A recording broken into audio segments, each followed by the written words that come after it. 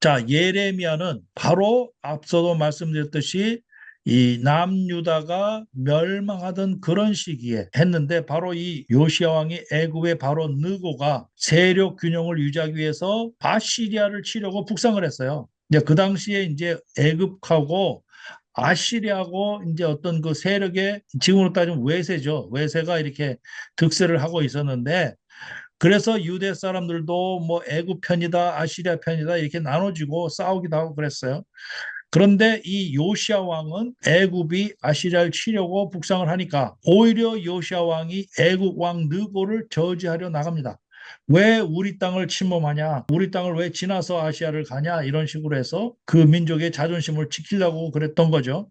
그래서 전쟁에 참여했다가 거기에서 이제 죽고합니다. 네, 이것은 어떻게 보면 역사적으로 조금 아쉬움이 있어요. 요시야 왕이 이렇게 전쟁에서 일찍 죽지 않았으면 율법적으로도 굉장한 그 어떤 그 개혁이 이 시대에 더 많이 일어날 수 있었는데, 이 사람이 그래도 20년 동안 하면서 많은 공로를 세웠는데 오래 살아가지고 더 많은 일을 할 수 있었는데 이렇게 일찍 죽는 바람에 그 다음 사람이 이제 하게 되는데, 그 다음 싸움은 히스기야로 이어지면서 이 망하게 되는 계기가 되는 거죠. 그러니까 한편 바벨론 쪽에서는 느부갓네살이 이제 새로 지도자로 부상을 하게 되죠. 그래서 BC 605년에 갈그미스 전투, 여기 갈그미스 전투에 대한 고고학적인 발굴이 됐어요. 이 갈그미스 전투로 인해서 느부갓네살이 이 패권을 갖게 되죠. 애굽은 이때부터 이제 멸망하는 길로 가는 것이고, 이제 바벨론이 득세를 하게 됩니다. 그런 시절에 시드기 왕이 제일 마지막 왕인데, 여기 보시면 요시아를 지나서 여호아하스를 지나서 여호야김, 여호야긴, 시드기야 이런 식으로 많은 왕들이 아주 수시로 바뀌었죠. 많은 왕들이 수시로 바뀌었지만 이제 시드기야 때 와가지고, 시드기야 때 와서 완전히 망해버리는 거죠. 그리고 시드기야는 이 눈을 뽑힌 채로 이제 포로로 잡혀간 거죠. 이제 그런 상황에서 예레미야는 바벨론 포로로도 이제 잡혀가고, 이때의 종교적 사회적 상황은 극심한 신앙의 혼합주의입니다.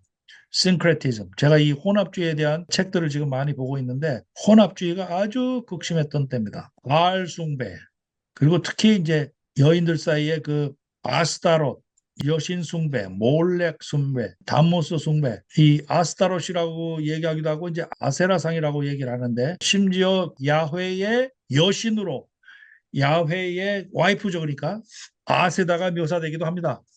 네, 그래서 어떤 학자가 쓴 책이 야훼의 와이프 아세라라는 책을 쓴 사람도 있어요. 그래서 그럴 만큼 굉장히 혼합주의가 성행을 했던 시절입니다. 그래서 이 예레미야도 이 혼합주의를 굉장히 나무랐죠. 여기 흰논의 골짜기가 굉장히 유명한 골짜기인데, 여기 흰논의 골짜기, 여기는 몰렉 숭배를 하는데, 몰렉 숭배. 자녀를 불러 태워 죽입니다. 인신 제사를 지는 거죠. 인신 제사를. 자녀를 불러 태우는 정도로. 이게 굉장히 혼합했던 그런 때고, 경제적으로는 뭐 그 부패가 말할 것도 없고, 그 다음에 거짓 선지자들이 아주 판을 쳤던 데입니다. 그래서 심지어는 그렇게 바벨론이 득세를 했는데도, 그래서 포로로 끌려갔는데도 바벨론이 멸망해서 속히 우리가 포로가 돌아올 것이다라고 그런 그 거짓 위로와 거짓 예언들을 했죠.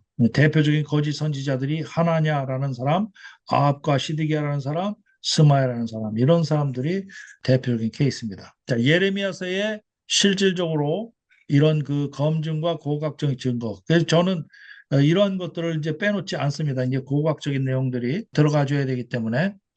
그래서 이 바벨론 연대기, 바빌로니안 크로니클이라는 내 보면은 돌에 이렇게 그 문자가 새겨진 건데, 이런 식으로 이게 쐐기 문자 비슷하게 돼 있어요. 이 쐐기 문자를 보고, 한국말로는 쐐기 문자예요. 아니면 서령 문자라고 얘기를 하죠. 영어로는 큐네이폼이라고 얘기를 하는데, 이 서령 문자가 굉장히 많이 발견이 됩니다. 이게 이런 쐐기 문자들을 많이 썼어요. 이렇게 딱딱 직각으로 끊어진 거죠. 이 직각으로 끊어진 이유가 뭐냐?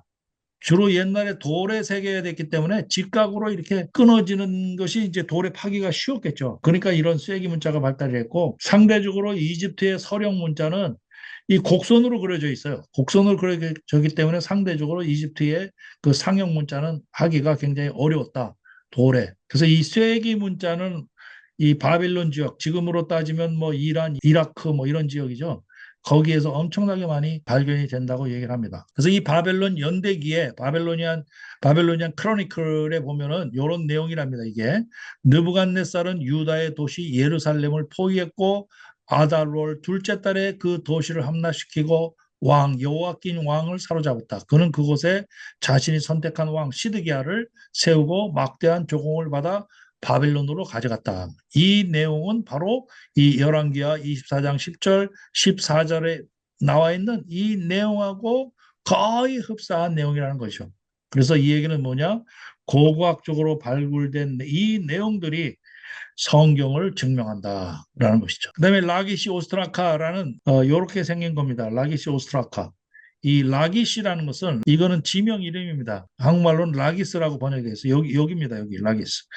요 지역을 나타내는 라기스가 요 지역을 나타내는 것이고 오스트라카는 이 한국말로 뭘로 번역해야 될지 모르겠어요. 오스트라카. 바로 이런 식으로 돼 있는 이런 그 석판 비슷하게 돼 있는 이런 거를 보고 오스트라카라고 얘기를 합니다. 여기에 내용들, 이게 이제 이 중에 한 내용을 한 겁니다. 이게 오스트라카가 굉장히 많이 발견이 됐는데 그 중에 한 가지의 내용입니다. 예레미야와 우리야 두 예언자 모두 유대인들에게 느부갓네살에게 항복하라고 명령했고 느부갓네살을 피해 이집트로 도망갈 때에 경고했다. 여기에 예레미야라는 실명이 나오고 우리야라는 실명도 나오고 느부갓네살이라는 얘기도 나오고 그다음에 이집트로 도망간다는 거에 대해서 이런 얘기가 해독이 된 겁니다. 이런 얘기가 예레미야서 26장 20절과 23절에 나와 있는 내용하고 흡사합니다. 여호와의 이름으로 예언한 사람이 있었는데 곧 기럇 여아림 스마의 아들 우리아라.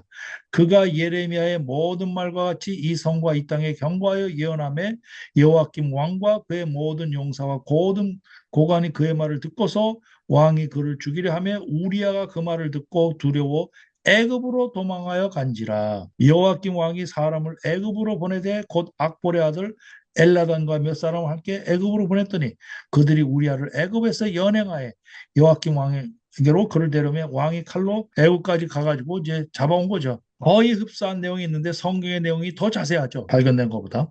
이런 것들이 이제 고고학적으로 발굴이 되었다는 겁니다. 자, 그래서 예레미야서에 나타난 메시아는 뭐라고 나와 있느냐? 예레미야 23장 5절과 6절에서 나와 있는 말과 같이 여호와의 말씀이니라 보라 때가 이르니 내가 다윗에게 한 의로운 가지를 이룰 것이니라. 채탁합니다. 채탁하. 히브리어로. 그가 왕이 되어 지혜롭게 다스리며 세상에서 정의, 미스팟과 공의, 채탁하를 행할 것이며 그의 나라에 유다는 구원을 받겠고 이스라엘은 평안히 살 것이며 그의 이름은 여호와 우리의 공이라 일컬음을 받으리라.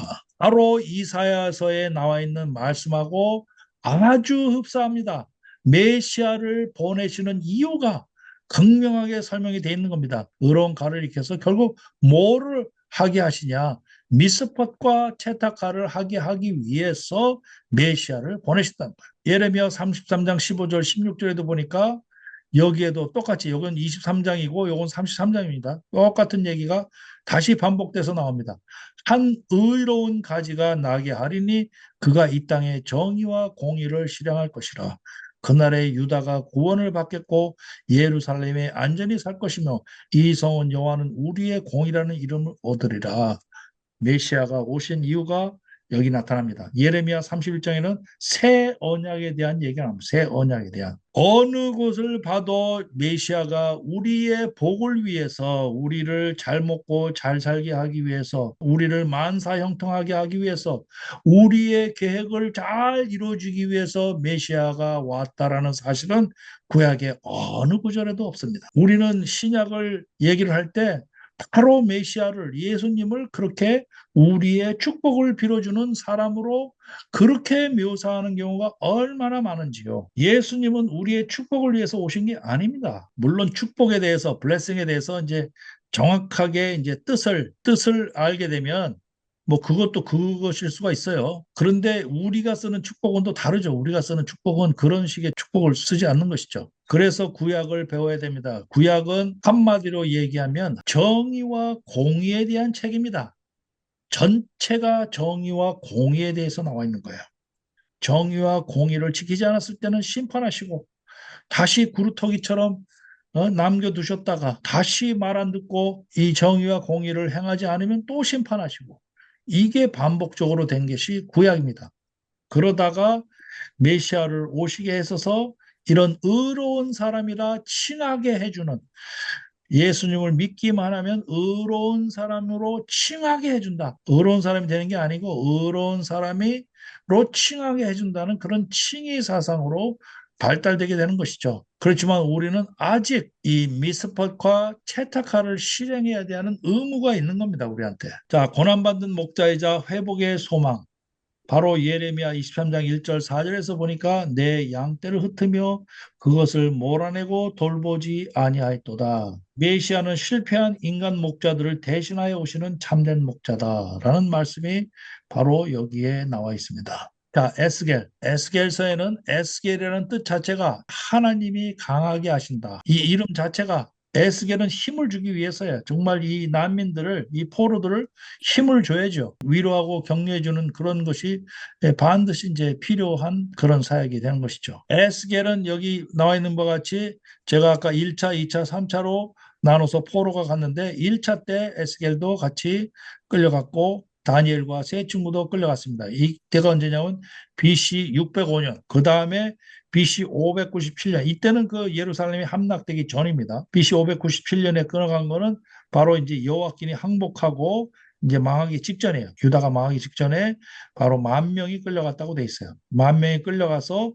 이 그발 강가에 유대인 공동체가 형성이 됐습니다. 여기 바로 그발 강가, 여기 이 지역입니다. 여기 이 지역에 유대인 공동체가 형성이 돼 있는 거죠. 그리고 BC 586년에 3차로 끌려갔을 때는 이때는 약 한 4,600명 정도 이렇게 이제 같이 끌려갔을 때죠. 그래서 바로 이 에스겔은 예레미야보다 조금 후에부터 사역을 한 거죠. 이제 포로 이후니까. 자, 에스겔서의 신학적인 배경을 보면 에스겔서는 여러분들이 읽어보시면 상당히 어려운 거를 많이 느낄 거예요. 환상에 대한 내용들이 많이 나오기 때문에 어려운 내용인데 그 내용을 세 가지로 요약을 하면 첫 번째는 이동하시는 하나님입니다. 이동하시는 하나님. 이게 굉장히 중요한 개념이에요.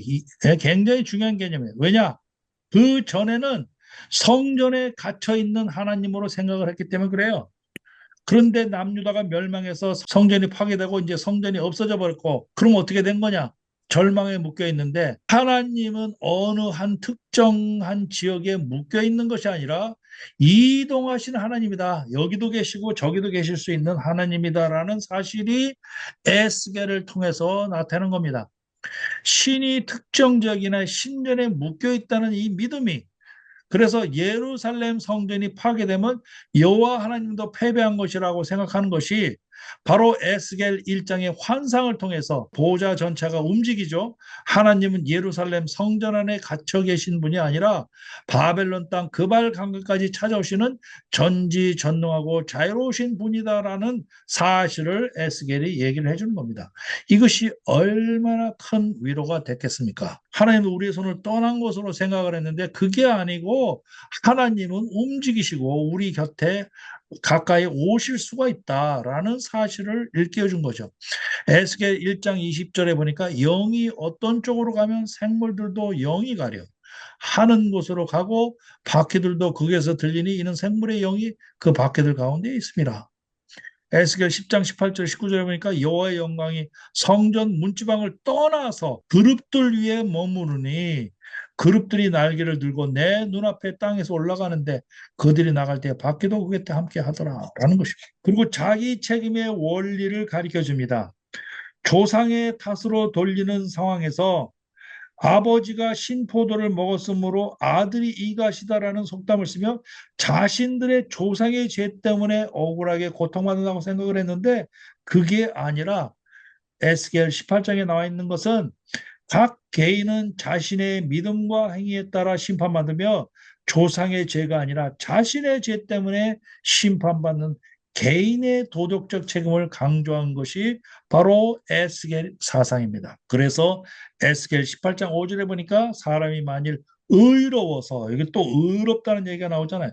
의로워서 정의와 공의를 따라 행하며, 이게 그 난민들한테 이런 얘기하면은 이게 먹혀 들어갈까라는 생각을 가질 수가 있어요. 그렇지만 하나님의 관심사는 이겁니다. 내 관심사는 너희들이 의로워지고 정의와 공의를 행하는 사람이다라는 것을 얘기를 합니다. 여기 의롭다는 것은 사딕이라고 히브리 말로 이 사딕이란 이런 의롭다는 얘기가 신약에 와서는 이제 요셉한테 사딕이라는 얘기가 나오죠. 마리아의 남편 요셉한테 의로운 사람으로 묘사가 되어 있죠. 아브라함한테도 의롭다 하셨어요. 아브라함한테도 이 의롭다는 얘기가 쓴 게 이 바로 똑같은 사딕입니다. 이 사딕이라는 의미는 바로 정의와 공의를 행하는 사람을 사딕으로 얘기를 하는 거죠. 자, 그 다음 사상은 마른교의 부활과 새 성전입니다. 에스겔 37장 이 부분은 여러분들도 다 많이 보셨을 거예요. 마른교의 환상. 죽은 것 같은 이스라엘 민족이 하나님의 말씀과 생기로 다시 군대가 되어 일어날 것을 보여주는 이게 어마어마한 말씀이 되는 것이죠. 죽었던 사람이 다시 살아난다는 생기가 난다는 이것이 당시의 사람들한테는 엄청난 희망과 격려를 주었다는 것이죠. 자, 그래서 에스겔서에 나타난 메시아를 보면 에스겔서 17장 22절 23절에 보니까 주 여호와께서 이같이 말씀하시되 내가 백향목 꼭다기에서 높은 가지를 꺾어다가 심으리라. 내가 그 높은 세 가지 끝에서 연한 가지를 꺾어놓고 우뚝 솟은 산에 심되 이스라엘 높은 산에 심으리니 그 가지가 무성하고 열매를 맺어서 아름다운 백향목이 될 것이고 요 말을 가지고 해설을 안 하면 이게 무슨 메시아에 관련된 얘기냐 하겠지만 바로 메시아는 다윗 왕조에서 나온 연한 가지, 백향목 꼭대기 높은 가지는 다윗 왕가를 상징합니다. 초자연적 방법으로 메시아를 세우신다는 얘기예요. 높고 우뚝 솟은 이스라엘의 시온산을 얘기하는 겁니다. 그래서 이 나무가 아름다운 백향목이 되어 모든 새가 그 그늘 아래 거하는 것은 메시아 왕국의 보편성과 평화를 외표하는 말이다. 여기 에스겔에 또 똑같이 한 목자 다윗에 대한 얘기가 나옵니다. 여기서부터 이제 선한 목자 얘기가 나오는 거예요. 에스겔 34장 23절 24절에 보니까 내가 한 목자를 그들 위에 세워 먹이게 하리니 그는 내 종 다윗이라. 그가 그들을 먹이고 그들의 목자가 될지니라. 나 여호와는 그들의 하나님이 되고 내 종 다윗은 그들 중에 왕이 되리라. 나 여호와의 말이니라. 이것이 메시아에 대한 선한 목자에 대한 예언입니다. 홍일레 왕국의 영원한 왕 에스겔서 37장 24절과 26절에 보니까 내 종 다윗이 그들의 왕이 되리니 그들 모두에게 한 목자가 있을 것이라. 내 종 다윗이 영원히 그들의 왕이 되리라.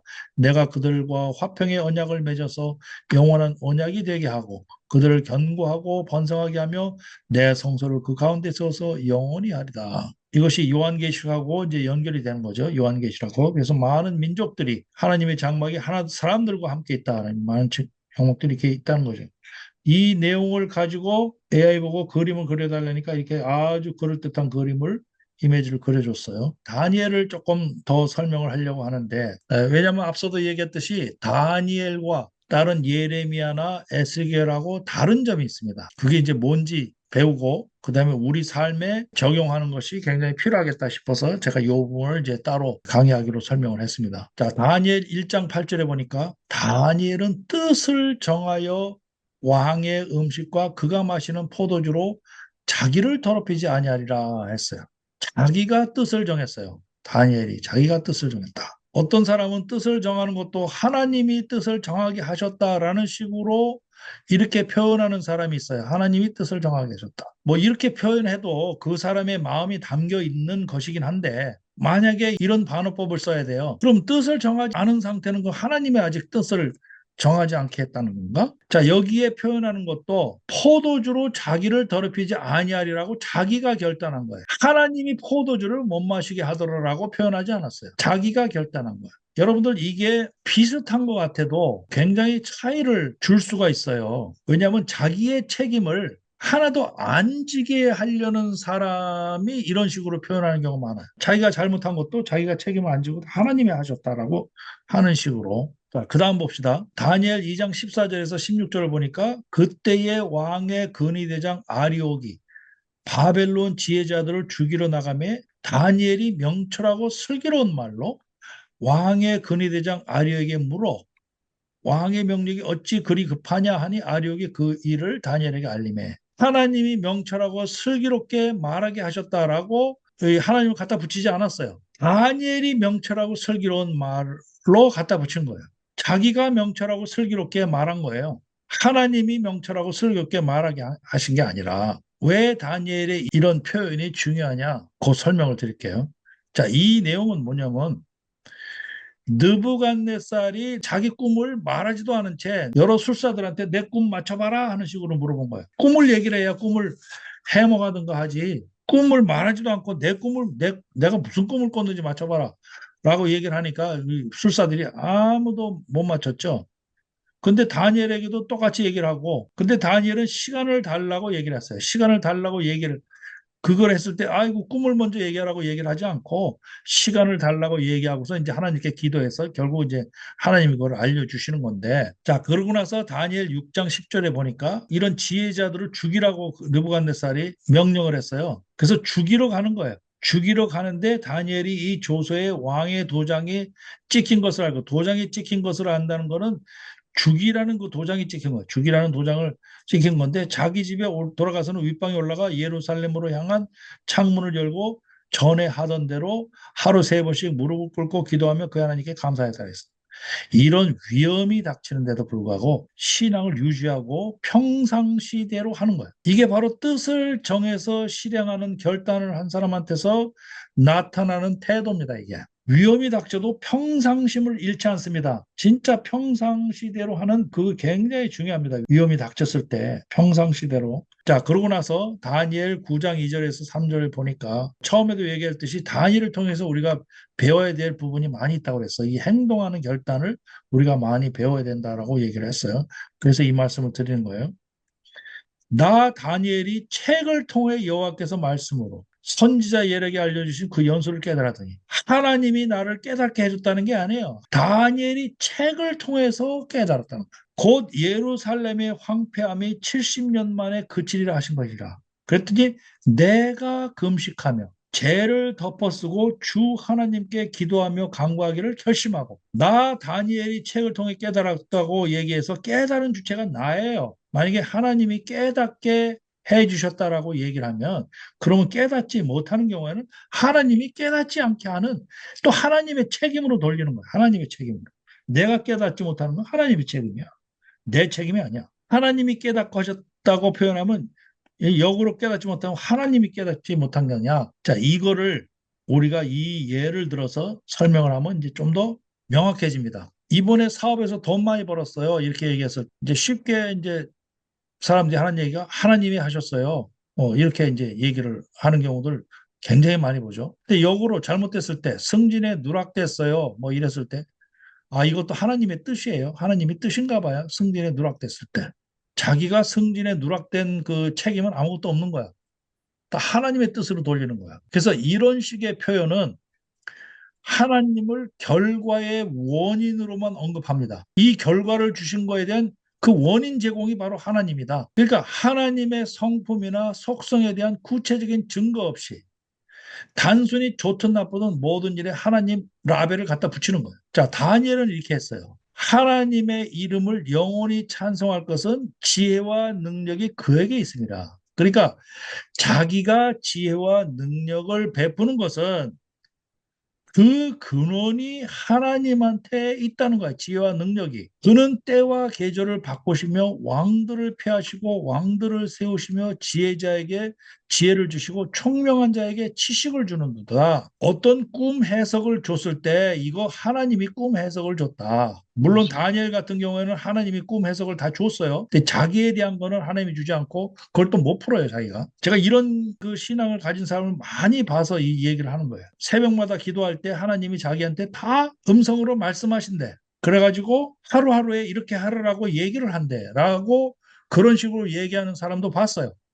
근데 그 사람이 하는 행동을 보니까 굉장히 우둔한 결정만 하고 굉장히 아둔하게 굴더라고. 근데 매일 새벽마다 자기한테 하나님 말씀하신대. 그래서 제가 솔직히 그랬어요. 하나님이 어떤 분인지 그 지혜의 근원, 역사의 주관자, 지식의 부여자임을 구체적으로 선포했어요. 그러니까 이런 지혜와 능력을 주시는 근본자가 하나님이 있다는 사실을 얘기를 했지 어떤 일 하나하나에 대해서마다 이거 하나님이 하셨다, 이거 하나님이 하셨다, 이렇게 얘기하지 않았다는 거예요. 이렇게 사업에 돈 많이 벌었는데 하나님이 하셨다고 얘기하는 것의 가장 큰 문제점은 자기 인간의 책임과 판단이 사라져 버립니다. 그리고 하나님을 자기 사업 파트너와 성과 보증자로 만들어요. 하나님이 자기 사업의 파트너야, 그냥. 이렇게 잘했다는 거, 그래도 좀 나은데, 만약에 잘못된 결정이 이루어졌다 그러면 그 잘못된 결정까지 하나님한테 떠넘기는 그런 잘못을 저지르게 됩니다. 그래서 이것을 정확하게 어떻게 얘기를 해야 되냐면, 돈 많이 벌었다, 이번에 하나님이 하셨다라고 이렇게 막연하게 이렇게 얘기를 해서 이렇게 하는 것보다는, 제가 판단하고 결정한 부분도 많았는데 사업에서 돈 벌기까지 얼마나 많은 결정을 해야 되겠어요. 크고 작은 결정을 엄청나게 많이 해야 될 거예요. 제가 판단하고 결정한 부분도 많았는데 그 과정에서 하나님이 길을 막지 않으시고 기회를 허락하신 것에 대해서 감사합니다. 제 판단과 경험으로 움직인 것 같지만 결과적으로 그것이 바로 하나님의 지혜와 그 환경을 허락하셨다는 것을 제가 느낍니다. 이게 좀 더 하나님한테 영광을 돌리는 나은 고백입니다. 이게 어떤 교회에 성전을 다 짓고 나서, 이게 성전이라고 얘기하는 것도 잘못된 거예요. 예배당이지 성전이 아닙니다. 예배 드리는 곳이지 성전이 아니에요. 지금도 왜 예배당을 보고 성전이라고 얘기를 합니까? 이게 구약 시대 때나 성전의 의미가 있는 거지, 지금은 예배 드리는 장소지, 거기 하나님이 거한다는 의미의 성전으로 쓰는 건 아주 잘못되는 겁니다. 모든 것은 하나님께서 하셨습니다. 이게 예배당 짓게 한 것을 모든 것은 하나님께서 하셨습니다. 이렇게 얘기를 하면 여러분들 어떻게 생각하세요? 이게 뭐 이 의미를 알겠어요. 왜 이렇게 이런 표현을 했는지 의미는 알겠지만, 첫 번째, 제가 여기 교회 교인이면 아주 상당히 기분 나쁠 것 같아. 이 성도는 완전히 무시하는 거예요. 성도들이 그 결단하고 헌금도 내고 그랬을 때 그 성도도 완전히 무시하는 거예요. 그래서가 아니라, 이렇게 하게 되면 좀 더 정확하게 얘기를 하려면, 우리들이 이런 것을 우리가 이렇게 하게끔 하나님이 능력과 지혜를 주셨습니다. 능력도 주시고 지혜도 주셨습니다. 이렇게 얘기하는 게 맞는 거죠. 그래서 다니엘은 뜻을 정하여, 하나님이 자기 먹지 말라고 말씀하지 않으셨어요. 하나님이 너 이거 먹지 말라고 얘기를 하지 않았어. 그렇지만 자기가 뜻을 정해서 이런 걸 먹지 않는다라고 얘기를 한 거예요. 자기가 판단하고 선택한 것이기 때문에 실패하더라도 본인이 책임져야 되는 선택을 하는 겁니다. 실패하더라도 이거 다 하나님 책임지세요, 이러는 게 아니라 선택을 하나님한테 전가하지 않은 거예요. 하나님이 허락을 하지 않으셔서 어떤 식으로 허락을 하지 않았다는 건지 실패를 전가하지 않았다는 거예요. 다니엘 1장 17절에 보니까 하나님이 이 네 소년에게 지식과 총명을 주셨다고 그랬어요. 성공의 원인을 자기 노력으로 돌리지 않았습니다. 그러나 실패 가능성은 자기 선택의 영역으로 남겨뒀어요. 그러니까 바로 책임과 영광을 정확히 분리했어요. 아까처럼 승진에 누락되어서 이랬으면, 내가 분명히 승진에 누락할 만한 본인의 잘못도 있고 자기가 잘못한 부분이 있을 거예요. 승진에 누락한 자기의 잘못을 인정을 해서 그 다음에는 누락되지 않게끔 내가 좀 더 열심히 하고 내가 부족한 것은 보충을 하고 이렇게 하겠습니다. 그것이 하나님의 서포팅으로 가능할 거예요. 이렇게 얘기하는 게 맞는 말입니다. 하나님의 뜻이라고 그러면 자기가 잘못한 것이 다 하나님의 뜻으로, 하나님의 잘못으로 돼버린다는 얘기예요. 그래서 능력은 숨기지 않되 출처는 명확히 하는 거예요. 다니엘이 왕 앞에서 대답하여 이르되 오직 하늘의 은밀한 것을 나타내는 하나님의 계시니라 이랬어요. 그래서 다니엘은 제가 아무것도 아닙니다, 저는 아무것도 못합니다, 이렇게 얘기하는 게 아니에요. 어떤 분들은 이거를 겸손의 표현으로 저는 아무것도 아닙니다, 이렇게 얘기를 해요. 진짜 아무것도 아닌 사람은 그건 하나님한테 영광 돌리는 게 아니라 하나님도 아무것도 아닌 게 만드는 거예요. 아무것도 아닌 사람을 선택할 리가 없는 거죠. 선택은 내가 한다. 선택 못하는 것을 하나님께 전가하지 않은 일. 출처는 명확히 하나님께 돌립니다. 자신의 지혜를 부정하지 않았어요. 나는 아무것도 아닙니다라고 얘기하지 않고 자신이 지혜가 있다는 사실을 부정하지 않았어요. 그렇지만 그 출처는 분명히 하나님에 있다, 이렇게 얘기한 거예요. 저는 아무것도 아닙니다, 이렇게 얘기한 게 아닙니다. 그 다음에 다니엘은 왕 앞에서 결정적 성취를 이뤘지만 자기 성공을 자기 이름으로 소유하지 않습니다. 하나님이 다 하셨어요, 이런 식으로 막연하게 표현하지 않는다는 거예요. 분명히 지혜와 능력에 그에게 있는 사실을 알지만 하나님을 때와 계절을 바꾸시며 왕들을 폐하시고 왕들을 세우시며 지혜자에게 지혜를 주시고 총명한 자에게 지혜를 주시는도다라고 얘기하는 하나님이 구체적으로 이런 하나님이시다라는 것을 나타내는 것이죠.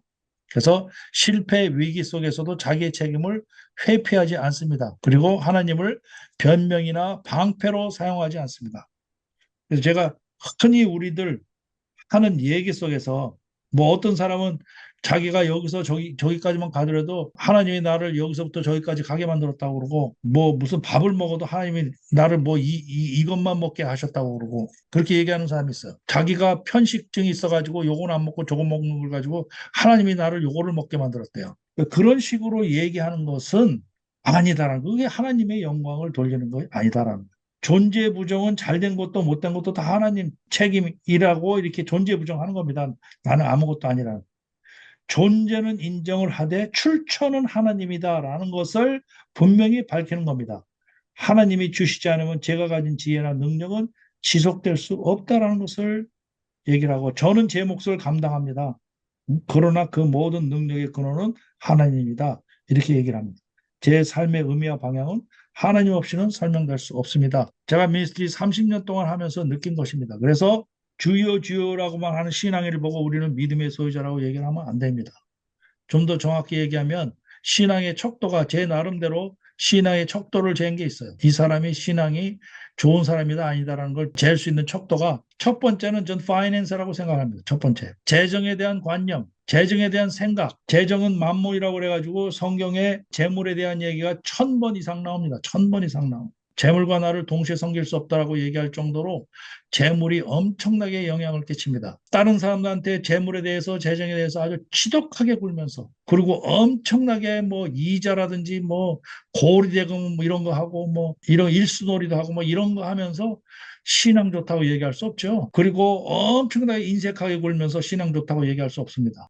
이 재물에 대한 관점을 보면 그 사람의 믿음이 나타납니다. 제가 이 재정에 대한 크리스천의 재정 원칙에 대한 강의도 한 7년 동안 한 적이 있어요. 재물에 대한 것이 굉장히 중요합니다. 예수님의 38가지의 비유 가운데에서 36가지가 재정하고 재물하고 관련된 비유들입니다. 근데 우리 일반적으로는 이거를 무시합니다. 반드시 돈을 잘 쓰라는 것이 아니라 재물에 대한 개념을 얘기하는 거예요. 개념과 거기에 맞춰서 하는 행동들. 자, 그 다음이 관심사입니다. 자기의 관심사가 어디에 가 있는지 보면 그 사람의 믿음이 나타납니다. 관심사는 맨날 명품백에 가 있고 좋은 차 몰고 뭐 막 이런 데 관심이 가 있으면서 그리고 성경을 한마디라도 하나라도 더 알려고 하는 그런 관심은 없고 맨날 골프장에 나가 있고 뭐 이런 관심이 있으면서 교회 가서 주여주여하는 신앙인을 보고 믿음 있는 사람이라고 얘기하지 않습니다. 실제적으로 활용하는 시간을 보면 압니다. 시간을 어디에 쓰는지. 24시간 자기가 쓰는 시간을 보면 알아요. 그 시간을 정말 이런 그 믿음하고 관련된 그런 일들을 하거나 뭐 성경을 공부한다든가 뭐 이런 데 쓰는 것이 아니라 막 돌아다니고 뭐 일반 사람 만나서 이 세상적인 일 하면서 시간을 다 보내면서 교회 가서 주여 하는 사람 보고 우리가 신앙이라고 부르지 않습니다. 그 다음에 어려움을 닥칠 때 하는 행동 보면 압니다. 어려움을 닥칠 때 어떻게 행동을 하는지 아주 어려운 지역 가도 나타나요. 어려운 지역 가도. 자, 이런 거를 보고 우리가 배워야 될 부분이 이제 다니엘을 보고 우리가 이제 배워야 되는 부분이다라는 것이죠. 자, 그래서 이 다니엘서에 하늘을 타고 오시는 인자에 대해서 나타납니다. 메시아가. 다니엘서 7장 13절 14절에 보니까 내가 또 밤 환상 중에 보니 인자 같은 이가 하늘 구름을 타고 와서 옛적부터 항상 계신 이에게 나아가 이랬어요. 인자란 말이 여기 처음 등장을 합니다. 인자. 예수님께서 인자라는 말을 주로 많이 사용하셨죠. Son of Man. 인자라는 말을 많이 사용하셨어요. 여기에 인자 같은 이가 구름을 타고 와서 옛적부터 항상 계신 얘기 이렇게 표현을 하셨어요. 물론 이 인자라는 말이 다니엘서 전에도 몇 번 나타납니다. 그런데 이 다니엘서에서 나타나는 것처럼 이렇게 인적, 신적인 그런 존재 두 가지를 다 겸비한 그런 존재를 표현하진 않았습니다.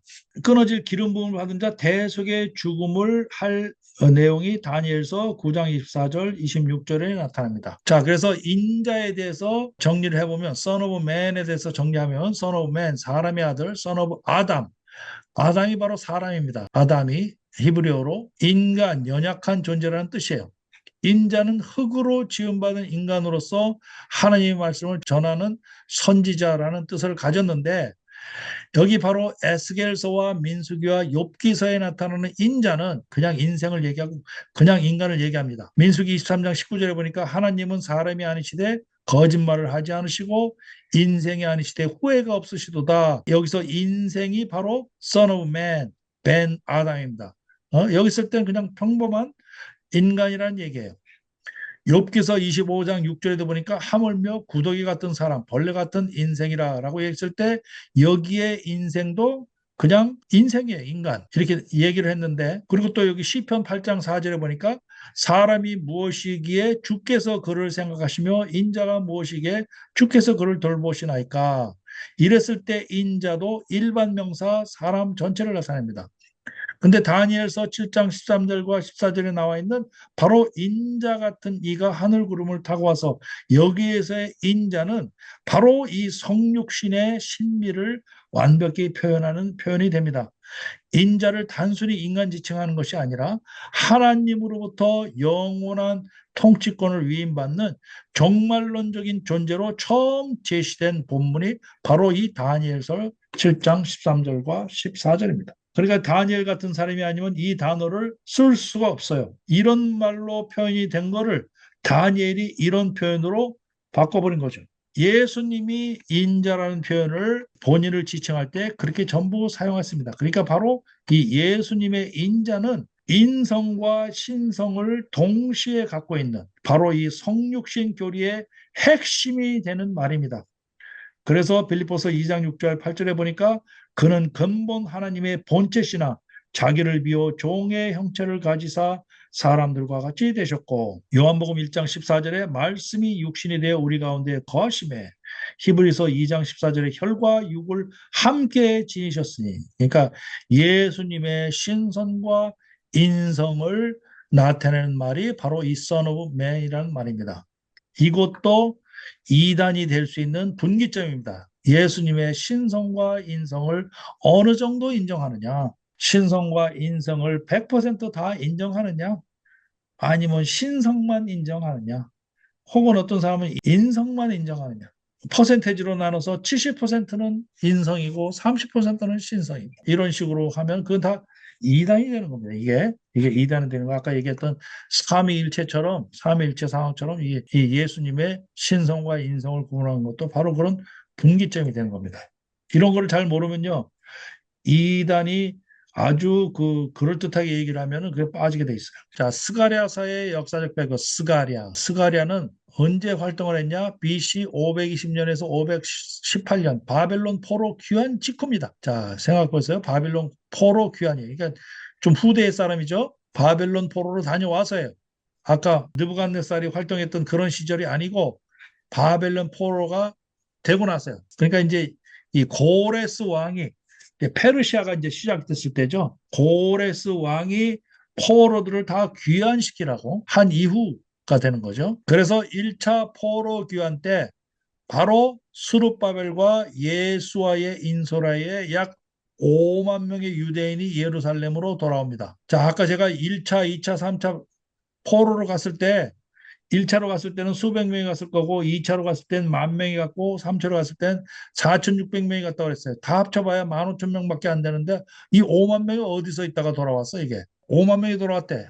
그것도 1차가. 자, 거기서 현지에서 난 사람이 굉장히 많다고 봐야 되겠죠. 굉장히 인구 증가율이 높습니다. 유대 사람들이. 그게 이제 이 출애굽했을 때 200만 명, 300만 명이 왔다라고 했을 때 그 인구 계산율에 의해서 계산이 가능합니다. 그게. 초창기 때 간 인구가 다 합쳐가지고 성경에는 70명이라 나와 있지만 실제로 뭐 첩이라든지 뭐 첩이 난 애라든지 뭐 여러 사람 노예라든지 이런 사람들 다 합치면 한 300명에서 330명 정도가 갔다고 보여져요. 그 인원이 215년 동안 애굽에 있으면서 215년 동안 이것도 제가 430년이 아니고 215년이라고 얘기를 했어요. 애굽에 있던 기간이 430년이 아니라 215년이라고 하는 정확한 근거들이 많이 있습니다. 이것도 이제 학자들이 좀 나눠지는 부분이에요. 430년이냐, 215년이냐. 저는 215년을 이제 주장하는 쪽입니다. 어쨌거나 인구 증가의 한 6%로 봤을 때 215년 동안 330몇 명이 충분히 250만 명을 만들어낼 수 있습니다. 약 6%의 인구 증가율을 따졌을 때도. 그러니까 이게 한 몇십 년 동안 있는 동안에 충분히 이 수만 명 이상은 여기서 현지에서 나갈 수가 있는 거예요. 이랬을 때 지난번에 에즈라하고 느헤미야 강의했을 때 강의를 아주 열심히 들은 사람은 그때 이제 공사가 16년 동안 중단됐다고 그랬어요. 이 사마리아인들의 극심한 방해로 성전 건축 공사가 중단됐었다고 그랬어요. 16년 동안. 그랬을 때 다리오 왕이 재정까지 되지면서 다시 시작하라고 얘기했던 그런 덕도 있지만 바로 이 학개와 스가랴 선지자가 하나님의 말씀을 받고 이 성벽 공사를 빨리 해야 된다라고 격려한 덕도 있습니다. 그때 이 학개와 스가랴가 이 역할을 하는 겁니다. 이 스가랴는 구약에서 가장 강력한 메시아 예언과 종말론을 포함한 책입니다. 역시 읽기가 굉장히 쉽지 않죠. 스가랴서는 구약의 묵시록이고 상징과 환상이 많다 돼 있어요. 이 스가랴서에 뭐가 나와 있냐? 스가랴서 9장 9절에 내 왕이 내게 임하시니 그는 공의로우시며 공의 얘기가 또 나옵니다. 구원을 베푸시며 겸손하여서 나귀를 타시나니 나귀의 작은 것 곧 나귀 새끼니라. 이렇게 구체적으로 예언을 했어요. 실질적으로 이 예언이 마태복음 21장 4절 5절에서 나타납니다. 시온 딸에게 이르기를 보라 내 왕이 내게 임하나니 겸손하여 나귀 곧 멍에 매는 짐승의 새끼를 탔도다. 라고 이 스갈의 예언이 성취가 된 거죠. 스갈에서 11장 12절 13절에도 보니까 그들이 곧 은 30개를 달아서 내 품삯을 삼은지라 여호와께서 내게 이르시되 그것을 토기장에 던지라 내가 곧 그 은 30개를 가지고 여호와의 전에서 토기장에서 에게 던지고 이 가룟 유다 얘기죠. 실제로 마태복음 27장 3절 5절에서 그 은 30개를 대제사장들과 장로들에게 도로 갖다 주며 이르되 내가 무죄한 죄를 팔고 죄를 범하였도다 하니 유다가 은을 성소에 던져놓고 물러가서 스스로 목매어 죽은지라 이랬어.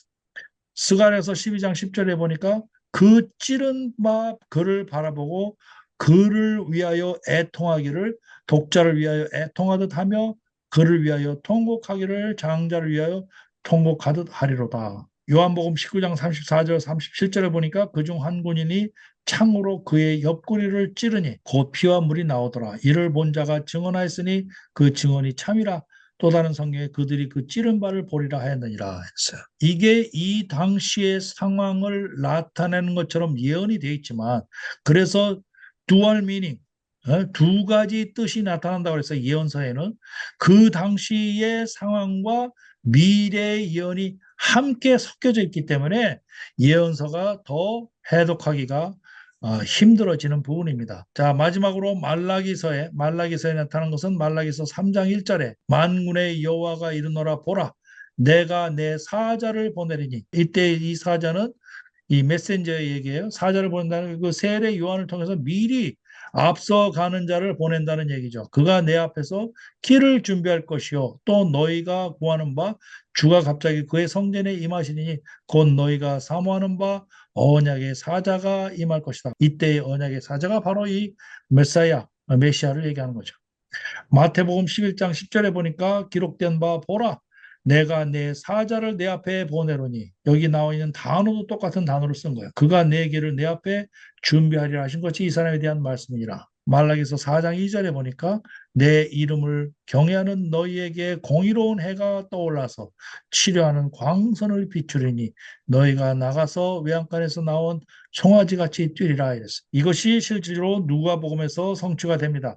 이는 우리 하나님의 긍휼로 돋는 해가 위로부터 우리에게 임하여 어둠과 죽음의 그늘에 앉은 자에게 비치고 우리 발을 평강의 길로 인도하시로다 이랬어.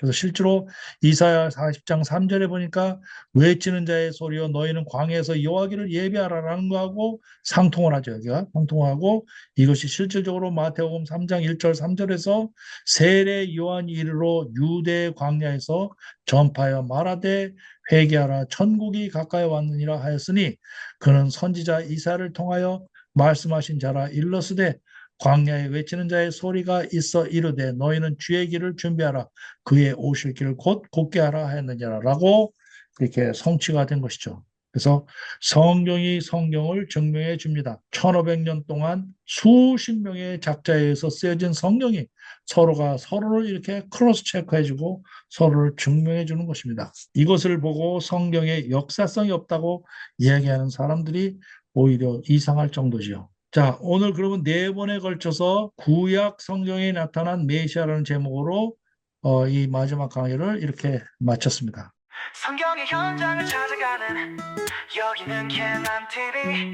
성경의 현장을 찾아가는 여기는 갱한 TV. From 이집 노예의 삶을 끝내고 홍해를 건너 물샘 가득한 엘림을 지나 불과 구름 기둥 따라 광야 지나 마침내 다 다른 신의 산 하나님의 음성이 들리는 곳. 살아계신 하나님의 말씀은 진실된 믿음의 기록. 우리는 진리의 길을 찾아가는 엑소두스 아카데미.